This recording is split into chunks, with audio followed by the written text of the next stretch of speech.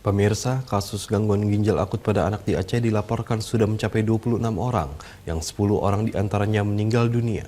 Dinas Kesehatan Banda Aceh Putelah melarang pemberian obat dalam bentuk cairan kepada pasien, hingga ada keputusan lanjutan dari Kementerian Kesehatan.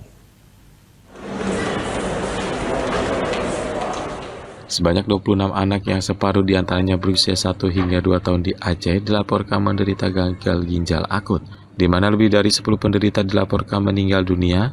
Jumlah tersebut merupakan akumulasi yang dihimpun Ikatan Dokter Anak Indonesia sejak bulan Juni hingga Oktober di Rumah Sakit Umum Daerah Zainul Abidin, Banda Aceh. Sebagai langkah awal, Dinas Kesehatan Kota Banda Aceh telah menghentikan distribusi obat dalam bentuk sirup. Puskesmas dan fasilitas kesehatan pun diminta untuk tidak lagi memberikan obat berbentuk cairan kepada pasien sesuai instruksi dari Kementerian Kesehatan. Kepada wartawan pada 20 Oktober, Ketua Ikatan Dokter Anak Indonesia Cabang Aceh Syafruddin Haris pada 20 Oktober mengatakan, mereka yang dirujuk ke rumah sakit umumnya sudah dalam kondisi akut.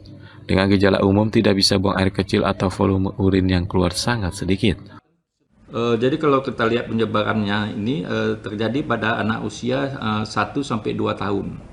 Yang paling tinggi angka persennya itu hampir sekitar 50%. Tapi di bawah 1 tahun itu pun ada, ya mungkin ada yang 2 atau 3 kasus. Itu ada yang di bawah ini ada yang 8 bulan. Ya. Alhamdulillah sudah terjadi perbaikan. Dan sudah disosialisasikan kepada puskesmas untuk tidak memberikan obat, baik itu di puskesmas, pustu, ataupun polindes. Obat dalam bentuk cairan. Dan ada beberapa puskesmas yang sudah melaksanakan. Dari 26 kasus yang dirujuk ke Rumah Sakit Umum Daerah Zainul Abidin, sebanyak 41,6% berasal dari kota Banda Aceh, 16,6% dari Kabupaten Aceh Tengah, dan sisanya tersebar di 23 kabupaten dan kota di Aceh. Kasus tersebut mulai ditemukan pada bulan Juni lalu sebanyak 3 kasus. Pada bulan Agustus pun kembali ditemukan 3 kasus, sementara di bulan September terjadi peningkatan signifikan hingga 10 kasus yang semuanya dalam kondisi berat.